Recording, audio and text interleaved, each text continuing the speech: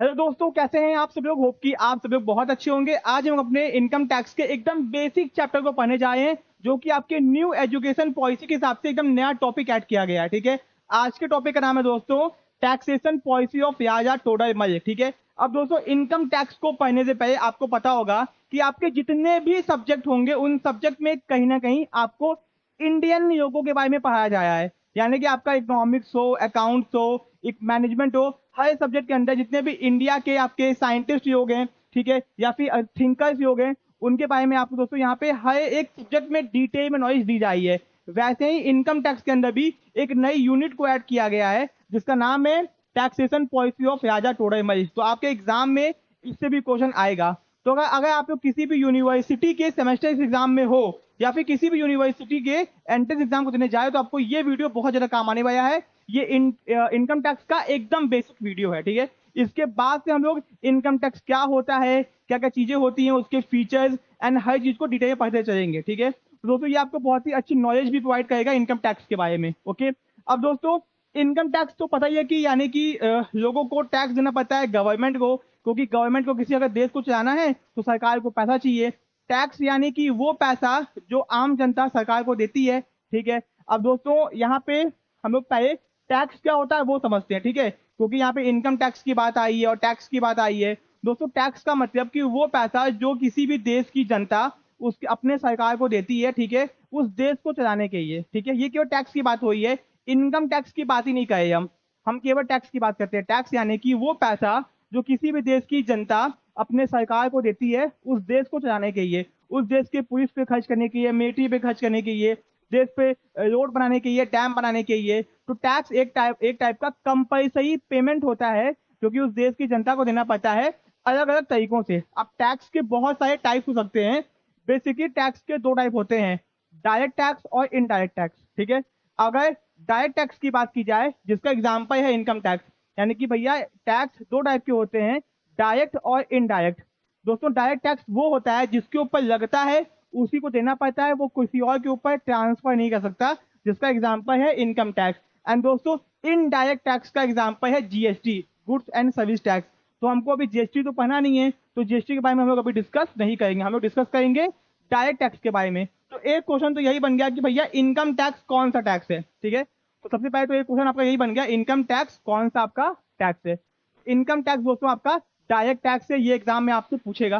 ठीक है जी, income tax आपका डायरेक्ट टैक्स है। ठीक है, अब दोस्तों यहाँ पे पहले क्या होता था, राजा टोडरमल कौन थे, तो इनसे भी क्वेश्चन एग्जाम में आपके आया हुआ है। ठीक है, तो taxation policy of Raja Todarmal, India first finance minister. तो पहले तो आपसे यही पूछेगा कि इंडिया का फर्स्ट फाइनेंस मिनिस्टर कौन थे, तो भैया यही थे राजा टोडरमल। ठीक है, इन्होंने सबसे पहले यूनियन बजट 400 साल पहले प्रेजेंट किया था। तो who is the first finance minister of India, Raja Todarmal. ठीक है, आपके एग्जाम में एक क्वेश्चन आराम से आएगा ना, आपको इसका जवाब देना होगा। ठीक है, अब दोस्तों यहाँ इनका जन्म कहाँ पे हुआ, इनका जन्म हुआ था 1 जनवरी 1500 को। ठीक है, 1 जनवरी 1500 को इनका जन्म हुआ था। ठीक है, दोस्तों ये जौहरपुर दिल्ली सुल्ताने, जो कि आज के टाइम पे इसका नाम है उत्तर प्रदेश इंडिया।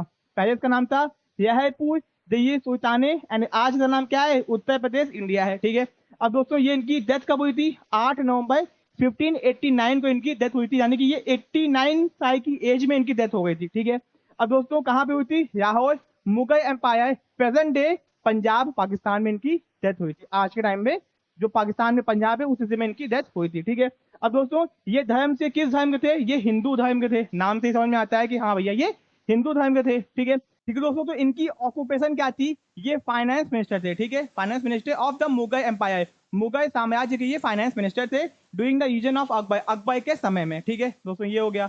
अब दोस्तों इनके बारे में बहुत सारी आपकी इनकी फोटो यहाँ पे देख लो भैया। ठीक है, इनके बारे में बहुत सारी इंफॉर्मेशन है जो कि आपको पता होनी चाहिए, जो कि आपके एग्जाम में एमसीक्यू के फॉर्म में आपसे पूछ सकता है।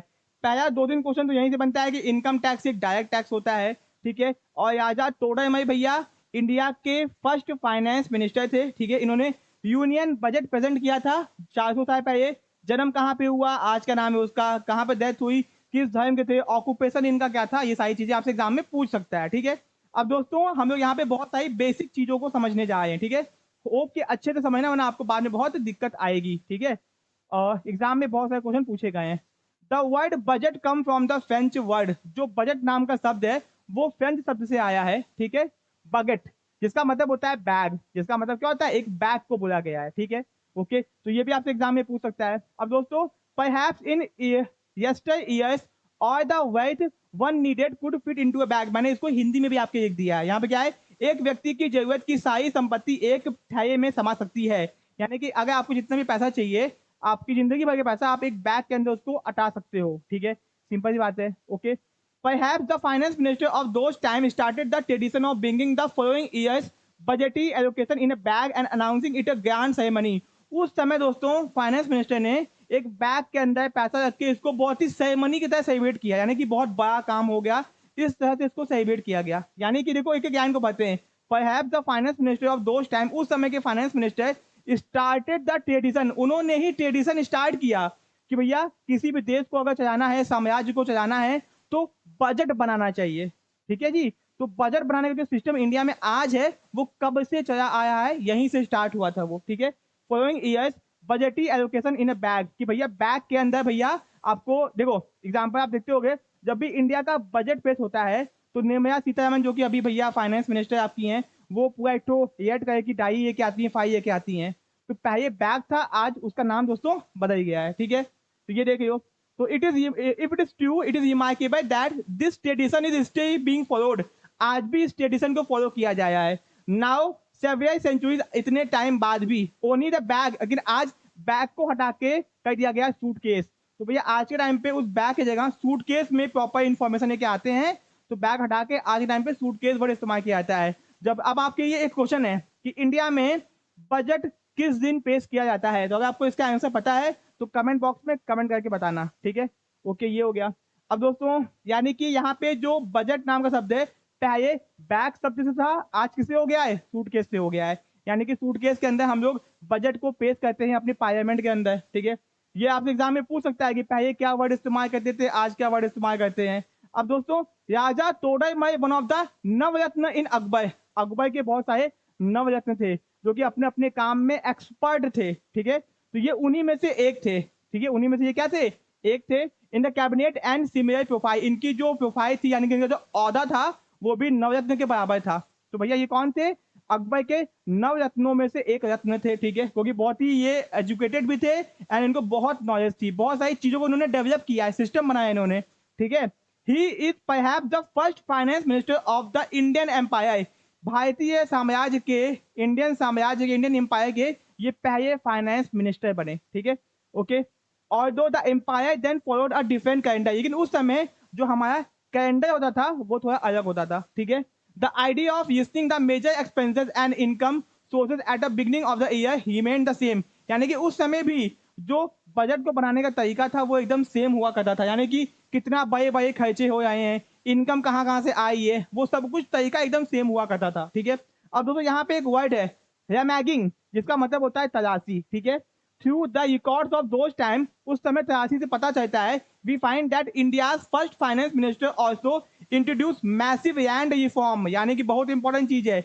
यानी कि देखो, जमीन के अंदर बहुत सारे बदलाव किए गए, आपको पता है जमींदारी सिस्टम, लैंड टेन्योर सिस्टम उस समय हुआ करता था, ठीक है। यानी कि किसानों से उनकी जमीन छीन के जमींदार को दे दी गई होती थी एंड किसान को जमीन पे काम करके लगान देना पड़ता था, तो ये दिक्कत थी। तो भैया टोडरमल ने जमीन के ऊपर बहुत सारे रिफॉर्म्स किए, यानी कि बदलाव किए, नए नए नियम बनाए, ठीक है, एंड जमींदारी सिस्टम के अंदर चेंजेस किया उन्होंने, ठीक है।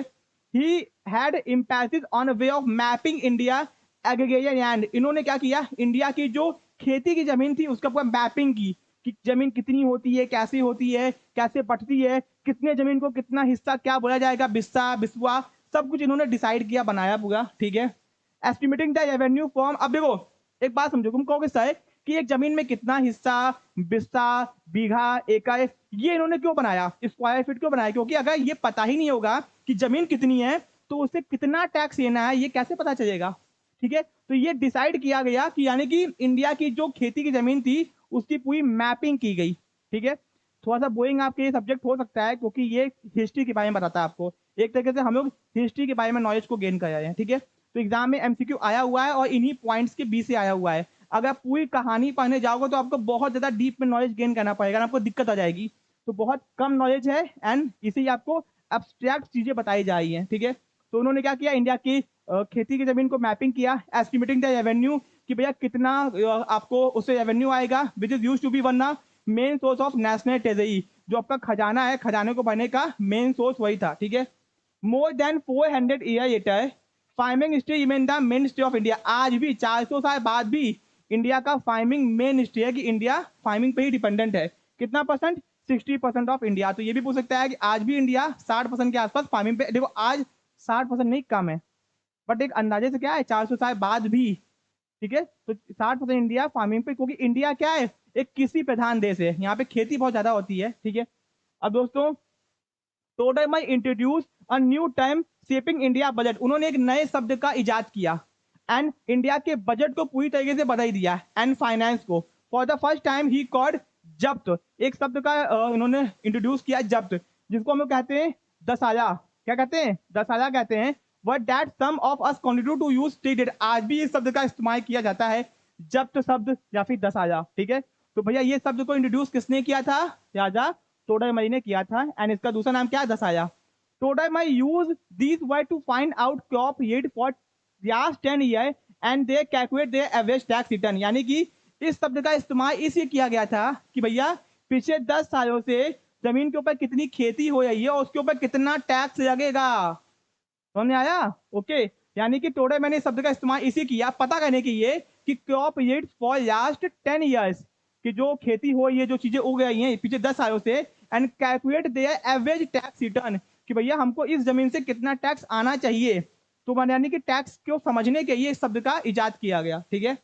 This gave him a base, यानी कि ये एक इनको आधार देता है to decide the tax structure, कि भैया किससे कितना टैक्स लेना है। एक हमको आधार मिल गया कि अच्छा हाँ इतने से इतना टैक्स लेना है, तो हमको उससे हम बाकियों से भी टैक्स वसूल सकते हैं फॉर द फॉलोइंग ईयर्स।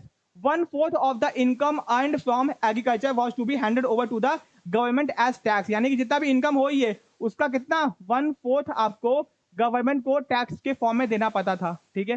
जितना भी उगाया हो, जो भी कराया हो, ठीक है। ये एग्जाम में पूछ सकता है। अब दोस्तों पूछा गया एग्जाम में, ये आपके एमसीक्यू की तरह पूछा भी गया है कि कितना भैया टैक्स रिफॉर्म में देना पड़ता था, ठीक है। But collection of taxes through stage या प्राइमेटिव स्टेज, यानी कि उस समय टैक्स को कलेक्ट करना प्राइमेटिव स्टेज में था, यानी कि बहुत आसान नहीं था। कितने सारे किसान हुआ करते थे, कितना उगा रहे हैं, पॉसिबल नहीं था पता करना, ठीक है। शुरुआती दौर में था। वॉजन दैट सिंपल आइदर, बहुत सिंपल नहीं था, माने कि इतना आसान काम नहीं था। Taxes were collected after looking at a size of yield of each farmer, किस पे कितना टैक्स लगाना है ये डिपेंड करता है कि उस किसान ने कितनी खेती की है। जब खेत में उसके फसल यहाँ आती थी तो उसके हिसाब से देख के उसके ऊपर टैक्स लगाया जाता था। राजा लोग भैया घोड़े पे निकले, देखें अच्छा ये किसान के ऊपर इतना है एंड भैया फाइनेंस मिनिस्टर और उनके ऊपर टैक्स लगा दे, किसी पे कम तो किसी पे ज्यादा, ठीक है। ये हो गया आपका। More taxes for levied from farmer that had been doing well, जो बहुत अच्छा काम करेगा, अच्छा उगाएगा, उसके ऊपर ज्यादा टैक्स लगेगा, जो कम उगाएगा उसके ऊपर कम टैक्स लगेगा। Last 7 year and by looking at a better fortune ahead, तो इसी तरह चलता रहा, ठीक है। This form of tax structure of living more from the rich is still one of living principle of our tax economy, यानी कि भैया जो रिच है उसके ऊपर ज्यादा टैक्स लगेगा, ठीक है। यानी कि भैया अगर आप ज्यादा उगाओगे, ज्यादा कमाओगे तो ज्यादा टैक्स लगेगा, ठीक है। सिंपल सी बात है। Raja Todarmal didn't start off as Akbar finance minister only, यानी कि राजा टोडरमल जो थे वो अकबर के यहाँ ही फाइनेंस मिनिस्टर नहीं थे, इसके पहले भी वो कहीं और काम किया करते थे, ठीक है। Okay. Before he was at a court of third Mughal empire, Todarmal was employed as a service of Sher Shah Suri, ये इनके यहाँ भी काम किया करते थे। This is where he word out his first principle of economy, यहाँ पे इकोनॉमी के बारे में ये पढ़ते थे, ठीक है। टैक्स के बारे में। Created the first return budget, यानी कि पहला लिखा हुआ बजट इन्होंने बनाया, यानी कि किसी भी देश को, किसी भी भैया ऑर्गेनाइजेशन को चलाने की पहला लिखा हुआ बजट इन्होंने बनाया शेर शाह सूरी के दरबार के अंदर, ठीक है। एंड ये हो गया। And budget speeches, and budget के ऊपर स्पीच दिया, यानी कि भैया बोला कि बजट बनाने से हमको फायदा होगा एंड क्या बोलते हैं, बजट बनाएंगे तो कितना इनकम हो, ये कितना खर्चा हो रहा है हमको पता चलेगा, तो राज्य को चलाने में आसानी होगी, ये सब चीजें बताई इन्होंने। दोस्तों ये बहुत कठिन चीजें मैं आपको बहुत आसानी से बताने की कोशिश कर रहा हूँ, ठीक है। एंड जहां जहां से एमसीक्यू निकल सकता है वो आपको बताने की कोशिश की जा रही है। तो Sher Shah Suri fame of being one of the most financial prudent empire, यानी कि शेर शाह सूरी जो थे वो बहुत ही फेमस थे अपने फाइनेंस को लेके, यानी कि पैसे को लेके बहुत ही फेमस थे, क्योंकि ये बहुत ही अच्छे अच्छे डिसीजन लिया करते थे, ठीक है। Student empire of India owes itself party to wisdom of Raja Todarmal, and भैया राजा तोड़रमल भी बहुत अच्छे थे, एंड इसीलिए उनको रखा गया था वहां पे, ठीक है। It was during Suri time that one of the longest road in the empire the grand trunk road was built, यानी कि 6 साल सुई के टाइम पे ही इस रोड को बनाया गया, ग्रैंड ट्रंक रोड, जो कि आप जानते होंगे। तो भैया किसके राज्य में बनाया गया था 6 साल सुई में? अकबर में नहीं, ध्यान रखना इस बात को। सुई इज ऑल्सो, यहाँ पे बाय बाय सुई इस्तेमाल किया है, इसका मतलब हो गया 6 साल Suri. Is known to have used collected tax to consolidate his empire by investing heavily on infrastructure, यानी कि जितना भी टैक्स इनके पास में आ रहा था पैसा, वो पैसा कहाँ खर्च कर रहे थे? इंफ्रास्ट्रक्चर के ऊपर खर्च कर रहे थे, अपने महल को अच्छा बनाए थे, रोड बनाए थे, घर बनाए थे, डैम बनाए थे। तो इससे क्या होता है? इंफ्रास्ट्रक्चर जब अच्छा होगा तो इकोनॉमी अच्छे से काम करेगी, ठीक है। टोल टैक्स वॉज इंट्रोड्यूस, भैया इनके टाइम पे पहली बार टोल टैक्स इंट्रोड्यूस किया गया, ठीक है, for the first time doing the इस रीजन, उनके राज्य में पहली बार टोल टैक्स, यानी कि आने और जाने किसी जगह के ये टैक्स लगाया गया कि यहां से वहां जाना है, टैक्स देना पड़ेगा, ठीक है।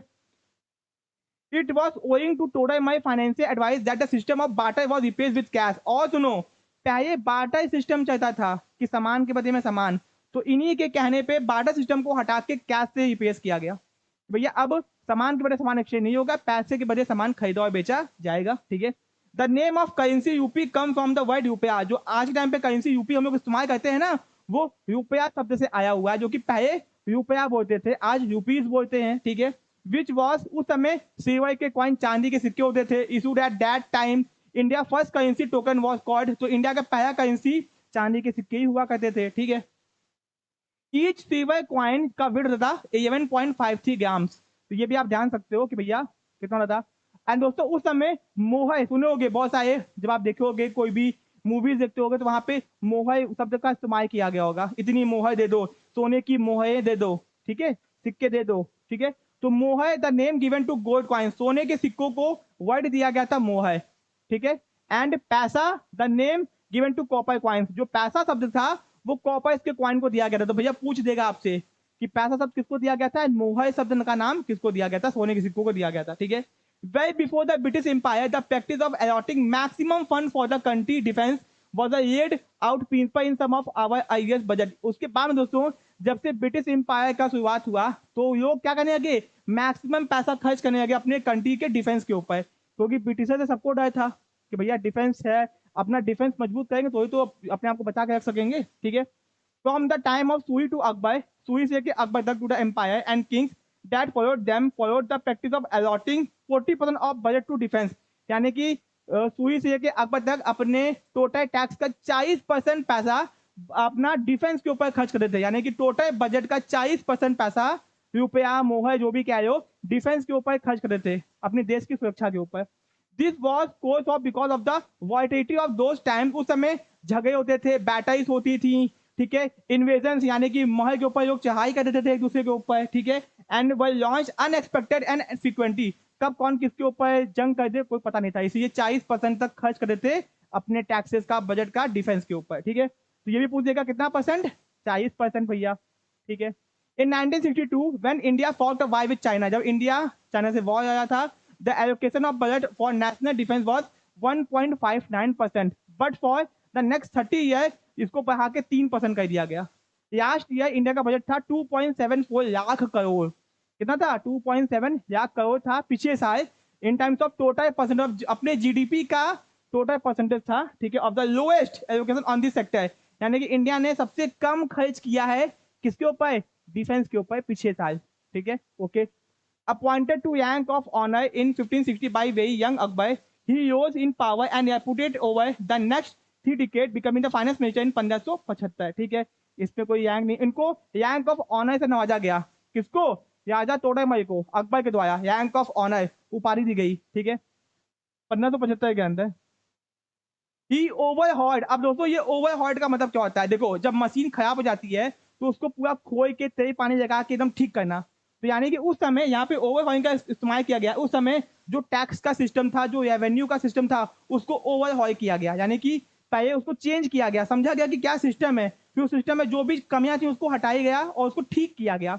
तो यानी कि ही यानी कि राजा टोडरमल ने ओवरहॉल किया रेवेन्यू सिस्टम को, कि पैसा कैसे आएगा, किससे कितना टैक्स लेना है, किस पे कितना टैक्स लगाना है, ये सब चीजें, ठीक है। Of ever expanding Mughal empire, कहने को तो अकबर राजा थे, बट भैया कौन ये सब टैक्स लगाया था? राजा टोडरमल जी, ठीक है। Okay, amongst the achievement he supervised was the first truly national survey of India agriculture and land। इन्होंने पहली बार national survey of Indian agriculture, खेती के ऊपर भैया क्या किया? सर्वे किया, कितनी खेती इंडिया में होती है, कहाँ होती है, कितनी होती है, सब चीजें सर्वे किया, ठीक है। And land revenue, this was perform systematically over decade and result publish in exhaustive records. Copies of this book 60 are in existence including British IBE, यानी कि उस समय जो इनकी किताबें थी, जो भैया रिसर्च की गई, सर्वे किया गया, वो आज भी ब्रिटिश आईबीई में मौजूद है। दिस इंफॉर्मेशन कितना बचा हुआ देख लेते हैं, ज्यादा नहीं है, थोड़ा सा ही है, ठीक है। This system took into account the word of individual games crops alongside standardised way of measuring the land, यानी कि एक स्टैंडर्ड तरीका जमीन को नापने का। पहले तो ये भी नहीं था ना, ठीक है, ये बनाया गया। Ensuring the degree of fairness at that had been lacking till then, the revenue system also yet to be more systematic, यानी कि जो रेवेन्यू सिस्टम था उसको और सिस्टमैटिक किया गया, ठीक है। प्रोविंस में, डिस्ट्रिक्ट के अंदर into revenue divisions, many of this still are in existence in the modern day India, यानी कि देखो टैक्स को वसूलने का जो सिस्टम था, पैसा लगाने का सिस्टम था, पैसा कमाने का सिस्टम था, उसको प्रॉपर मेंटेन किया गया, बनाया गया, जिससे कि किससे कितना टैक्स वसूलना है उसको समझ में आ सके। तो कोई भी बंदा बैठा हो तो उसको पता होना चाहिए कि इतना टैक्स इससे लेना है। ऐसा नहीं है कि ज्यादा उगाया तो ज्यादा टैक्स, कम उगाया तो कम टैक्स, एक प्रॉपर सिस्टम बनाया गया उसके लिए, ठीक है। टुडे मैं also work toward standardising the weight, कि नापने का भैया किसका कितना वेट होगा, एंड मेजर सिस्टम, यानी कि 1 किलो में कितना ग्राम होगा, समझ में आया? ये भी इन्होंने बनाया, क्योंकि देखो जब पैसा लगा रहे हो तो सामान किसान उगा के जाएगा, तो उसको वेट करेंगे ना, तो पत्थर से वेट करते थे पहले, तो अब 1 किलोग्राम इसको बना मतलब मेंटेन किया गया पूरा, ठीक है। An important part of the revenue system, the reliable यानी कि भरोसेमंद revenue system have ensure Akbar did not need to depend upon waging war. तो भैया अब अकबर को वॉर रहने की जरूरत नहीं थी, जंग रहने, देखो पहले लोग जंग क्यों रहते थे, कि जंग रह के उसके देश का सोना चांदी हथियाएंगे, तो अपने देश में खर्च करके अपने राज्य को चलाएंगे। तो जब अकबर ने इतना अच्छा सिस्टम बनाया तो अकबर को अब वॉर करने की जरूरत नहीं पड़ी, ठीक है। एंड ट्रीटीज यानी कि समझौते, ठीक है, तो उसको अब नहीं करना पता था, okay. The steadier steam revenue in turn है provide a degree of stability, उसके याद में स्टेबिलिटी आ गई, which allowed public expenditure as, अब अकबर जो है लोगों के ऊपर खर्च भी करने लगा, ठीक है। अकबर टाइम उन्होंने अपना एक बुक निकाला अकबरनामा। अकबरनामा दोस्तों बहुत फेमस बुक है, अकबर की पूरी आत्मकथा उसके अंदर लिखी हुई है कि अकबर क्या किए, कैसे किए, सब कुछ उसके अंदर लिखा हुआ है, ठीक है। तो उनकी भैया जो बुक है अकबरनामा, ध्यान रखना पूछ सकता है, वह कमीशन एंड मुगल आईबीई आज भी वो रखी हुई है, ठीक है। ओके, ये हो गया, जिसको बहुत ही धार्मिक बुक माना जाता है आज के टाइम पे। Todayma is also credited to having helped rebuild the Kashi Vishwanath temple in 1585, यानी कि टोडामल को ये उपाधि भी दी गई है कि इन्होंने काशी विश्वनाथ टेम्पल जो कि वाराणसी के अंदर है, इसको ये दोबारा बनवाया था। जब इसको तोड़वा दिया गया था तो इसको दोबारा बनवाने में उन्होंने खूब पैसा दिया था, ठीक है। ओके, ये हो गया ही, क्योंकि देखो ऐसा इसी हुआ क्योंकि अकबर का एक धर्म आया था दीन इलाही, ठीक है, जिसमें वो हिंदू धर्म, सूफी धर्म एंड बाकी धर्मों को मिला के काम करना चाहते थे। देखो उस समय मुस्लिम धर्म हुआ करता था और हिंदू धर्म हुआ करता था एंड बाकी धर्म भी हुआ करते थे, तो लोग अपना अपना धर्म मानते थे। तो अकबर ने एक नए धर्म की शुरुआत की जिसमें हम सब धर्मों को मानेंगे, यानी कि एक कॉमन धर्म होगा, यानी कि भगवान को ही कॉमन कर दिया उन्होंने, ठीक है, जो अच्छी बात है। एंड बहुत ही फेमस हुआ ये दीन इलाही, तो जो कॉमन सिस्टम बनाया गया, ठीक है, कल्चर के लिए, उसका नाम क्या था? दीन इलाही, यहाँ बताया गया हुआ है, अभी नीचे हम लोग आएंगे वैसे, ठीक है। तो ही हैव सेवरल फोर्ट्स, बहुत सारे किला बनाया गया, सेवरल पैलेस बनाए गए, महल बनाए गए, फॉरेन पे टू एवरेज ऑफ टाइम, जितने भी उस समय मतलब कि आपके क्या बोलते पुराने क्या बोलते बिल्डिंग्स होती थी उनको वापस से डेवलप किया गया, ठीक है, महलों को। द मोती महल इन दरियागंज इन दिल्ली, देखो जो मोती महल कहाँ पे, जो दरियागंज दिल्ली के अंदर है, stand this repair still occupied by families who came to be in the 17 generation descendants, उसको भी दोस्तों बहुत मेंटेन किया गया, आज भी उसको कब्जा किया गया एक तरीके से देखा जाए, ओके। एंड उसमें भी खूब पैसा खर्च किया गया। ये कहाँ पे आपसे एग्जाम में पूछ सकता है। Perhaps the most subtle but more important achievement of Totemai क्या थी? Other humanized in Akbar court was they perhaps influenced Akbar and outtook India and Life, यानी कि उन्होंने क्या किया, टोडरमल ने अकबर के देखने के नजरिए को चेंज कर दिया। इंडिया की तरफ। एंड इसे ये अकबर इंडिया के ये बहुत ज्यादा क्या था, पॉजिटिव माइंडेड था। एंड उसने बहुत सारे कॉमन एंड इंडिया के लोगों के ये क्या बोलते हैं अच्छे नियम बनाए। एंड अकबर एक ऐसा दोस्तों राजा था जिसको इंडिया बहुत ही पॉजिटिव तरह से देखता है, ठीक है, इंडिया के लोग, क्योंकि उसने बहुत सारी चीजें ऐसे की जो इंडिया के हित में थी, भारतीय लोगों के हित में थी, वो हिंदू मुस्लिम नहीं कहता था, ठीक है, ये हो गया। And the promotion by Akbar, इसी उसने दीन यही बनाया, एक धर्म बना दिया, कॉमन धर्म, अमागमेटिंग किसको मिला के, मुस्लिम धर्म को, सूफी धर्म को, हिंदू धर्म को, इन तीनों को मिला के दीन यही बना दिया। ये पूछेगा एग्जाम के अंदर, ठीक है। Would be not have been influenced by people like Todar भाई, जिससे कि अब धर्म की बात ही ना हो। अब देखो उसकी जो ये कैसी है, जो उसकी बातें होती वो आज भी हैं, आज भी चल रही हैं। तो ये था आपका पूरा चैप्टर। होप कि आपको सारी बातें डीप में समझ में आ गई होंगी। एंड इसमें से आपसे क्वेश्चन घुमा फिरा के इसी चैप्टर से पूछेगा ही पूछेगा, ठीक है। होप कि आपको समझ में आ गया होगा। वीडियो का अच्छा लगा तो वीडियो को लाइक करना, चैनल को सब्सक्राइब करना। Thank you so much.